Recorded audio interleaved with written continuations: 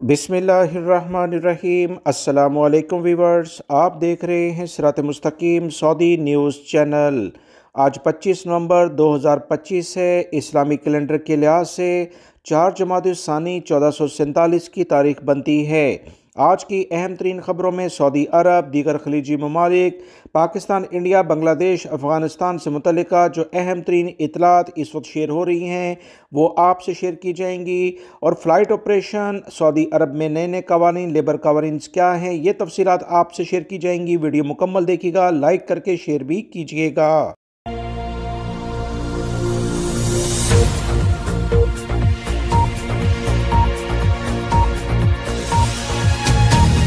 Weaver, भारतीय वज़ीर दिफा के मुतनाज़ा बयान जो कि सिंध से मुतल्लिका था, इस पर पाकिस्तान की जानिब से शदीद रद्द-ए-अमल सामने आया है।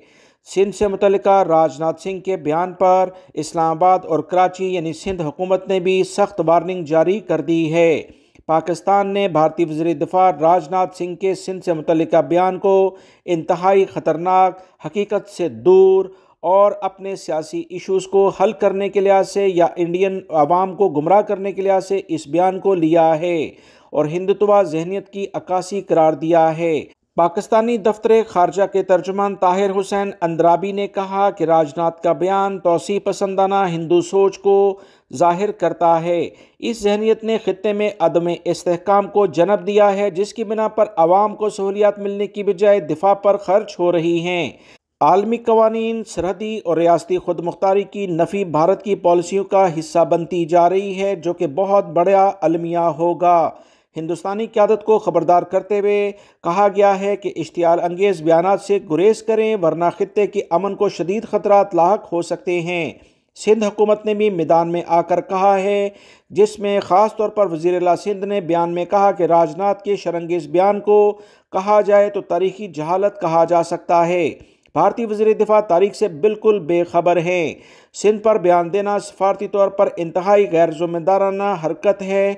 बजाय खुद देखने के कि भारत अपनी अंदरूनी तकसीम पर तवज्जो दे, वो दूसरों के लिए मसाइल पैदा करता है। तारीखी हकीकत जो भारत भूल गया है, इसे याद होनी चाहिए। मुराद अली शाह ने मजीद कहा कि सिंध ने पाकिस्तान बनने से सालों पहले यानी 1936 में मुंबई प्रेसिडेंसी से अलहदगी का इख्तियार जारी किया था। सिंध की अवाम ने हमेशा खुद मुख्तारी, वक़ार और अपनी सियासी शनाख्त को तरजीह दी है। सिंध पाकिस्तान का हिस्सा है, हिस्सा रहेगा और कोई दुनिया की ताकत इसे पाकिस्तान से अलग नहीं कर सकती है इंशाअल्लाह। सऊदी अरब में रहने वाले गैर मुल्की और सऊदी शहरियों के लिए बहुत अहम खबर है कि सऊदी अरब में नई 3 एयरलाइंस का इजाफा हो रहा है, जिससे टिकट्स इंशाल्लाह बहुत सस्ते हो जाएंगे।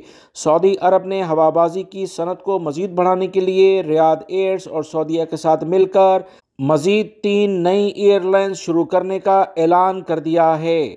सऊदी दारुल हुकूमत रियाद में city camp global real estate conference से खिताब में कहा गया है कि इस बात के लिहाज से 1 नहीं 2 नहीं बल्कि 3 नई एयरलाइंस का इजाफा होगा। सऊदीया की 4 मौजूदा एयरलाइंस नए कैरियर्स भी अपने मजीद शामिल करेंगी। सऊदी अरब में मौजूदा सऊदी एयरलाइंस, फ्लाईनास, फ्लाई अडील और नए एक आने वाली रियाद एयर्स अभी इस वक्त काम कर रही हैं और आने वाले दिनों में इसमें मजीद जहाज़ शामिल हो जाएंगे, जिससे टिकट्स काफ़ी सस्ते होने का इम्कान है। मुतल्लिका इदारे की जानिब से कहा गया है कि एक कामयाब कौमी एयरलाइन एक मंजिल की तामीर करती है, जिससे रियाद एयर, सऊदीया और 3 मजीद एयरलाइंस का ऐलान किया जाता है। ये इकदाम सऊदी अरब के पुरअज़म गीगा प्रोजेक्ट्स का एक हिस्सा है। इसके तहत सऊदीया को जदीद बनाने, आलमी टेक्नोलॉजी का मरकज़ बनाने और तेल पर इन्हिसार कम से कम करने के लिहाज से ये इकदाम किए जा रहे हैं। 3 नई एयरलाइंस में एक को कम लागत वाली एयरलाइंस कहा जाएगा, जो खलीज के किंग फहद इंटरनेशनल एयरपोर्ट पर दमाम शहर से ऑपरेट करेगी। 2030 तक सऊदी अरब के पास 45 तैयारों का एक बेड़ा होगा और ये तैयारे 24 मुल्क और 57 बैनुल-अक़वामी रास्तों पर परवाज करेंगे, जिससे सालाना 10 मिलियन मुसाफिर सफ़र कर सकते हैं। इंडिया का दिल्ली एयरपोर्ट बड़ी तबाही से, बड़ी मुश्किल से बचा है। एक अफ़गानिस्तान का त्यारा गलत रनवे पर अंदर आ गया। चंद सेकंड की गफलत पर बहुत बड़े हादसा हो सकता था। तफसीलात के मुताबिक दिल्ली के एयरपोर्ट पर इतवार के रोज बड़ा सानहा होते होते रह गया जब अफगानिस्तान की एयरलाइन आरियाना का एक त्यारा काबुल से आते हुए गलत रनवे पर लैंड कर गया। वो रनवे जो सिर्फ टेक ऑफ यानी उड़ने के लिए मखसूस था। इस रनवे पर इस वक्त कोई त्यारा उड़ान भरने के लिए तैयार नहीं था, वरना एक लम्हे में संगीन फ़ज़ाई हादसा हो सकता था। भारतीय एविएशन हुकाम ने फौरी तौर पर वाक़े की तहकीकात शुरू कर दी हैं। इब्तदाई रिपोर्ट के मुताबिक एयर ट्रैफिक कंट्रोल की हिदायत बिल्कुल दुरुस्त थी, मगर अफगानिस्तान के पायलट ने सही रनवे पर आने की बजाय दूसरे रनवे पर त्यारा उतार दिया। तहकीकाती टीम के मुताबिक अफगान पायलट अब्दुल मारूफ सिकंदरी ने बयान में कहा कि वाक़या टेक्निकल खराबी और ख़राब हद्दे निगाह की वजह से पेश आया है।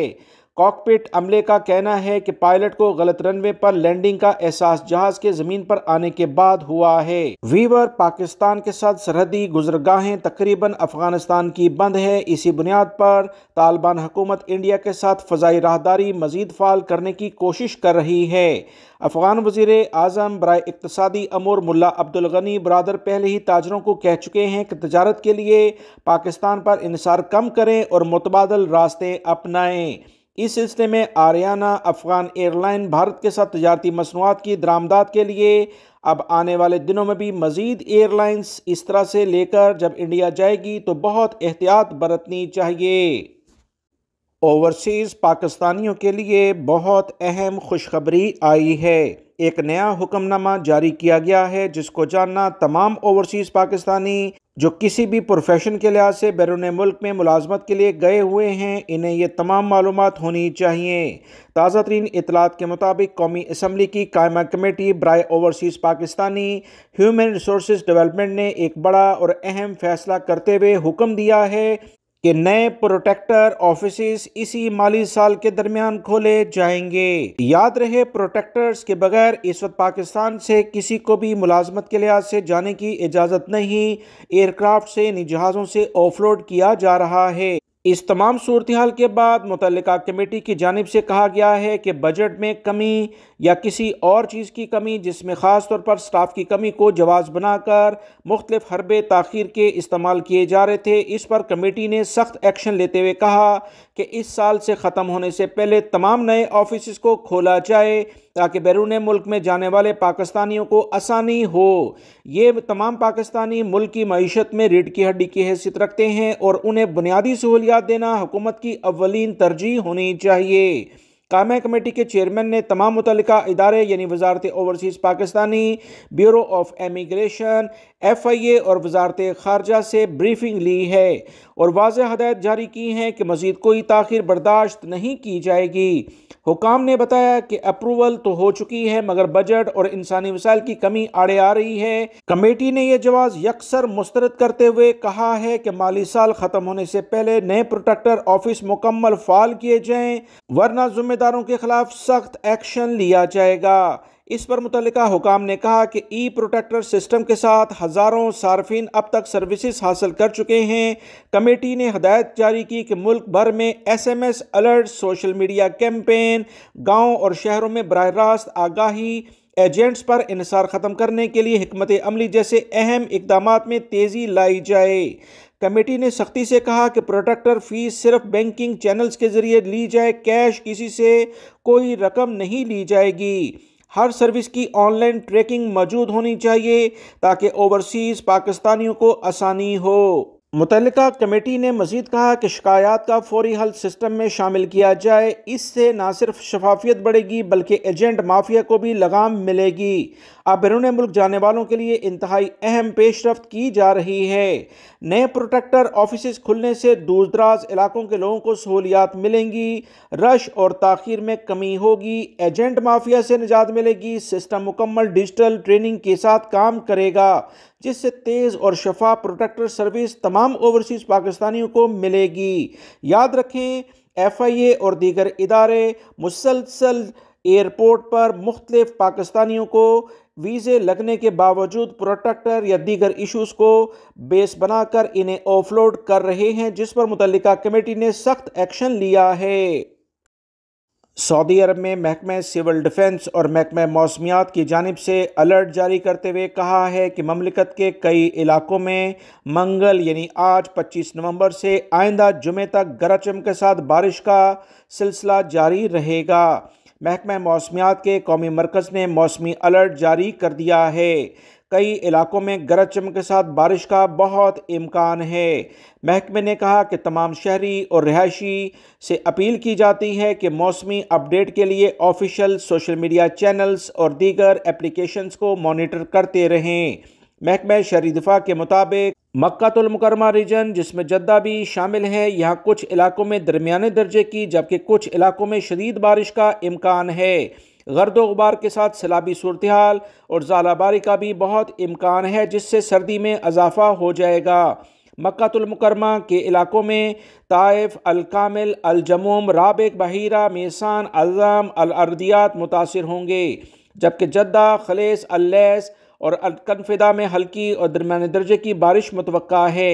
इसके अलावा तबूक, मदीना, अल जौफ, हदूद शुमालिया, हाइल, अल बहा, असीर और जजान के इलाके भी हल्की और कहीं शदीद बारिश से मुतासिर होंगे। सऊदी महकमा शहरी दिफा ने मजीद खबरदार करते हुए कहा कि वो तमाम नशेबी इलाके जहाँ पानी का बहाव अचानक बढ़ जाता है वहाँ पर किसी सूरत में भी तैराकी या दीगर चीज़ें करने की इजाज़त नहीं होगी।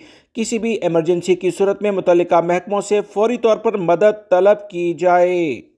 सऊदी अरब के हमसाया मुल्क कुवैत की जानिब से गैर मुल्की अफराद के हवाले से अहम ऐलान कर दिया है। वज़ीर दाखिला की जानिब से जारी हुक्मनामे में कहा गया है कि कुवैत में रहने वाले गैर मुल्की अफराद के लिए नए कवानीन जारी किए गए जो इनके लिए इंट्री वीज़े, रेजिडेंसी परमिट यानी अकामे और इससे मुतल्लिका जो भी फ़ीसें हैं उनके तरीक़ेकार के लिहाज से जारी किए गए हैं। नए कवानीन के मुताबिक कुवैत में रहने वाले ऐसे गैर मुल्की अफराद जो अपनी फैमिलीज़ को स्पॉन्सर्स करना चाहते हैं, इनकी माहाना तनख्वाह कम से कम 800 कुवैती दिनार लाजमी होनी चाहिए।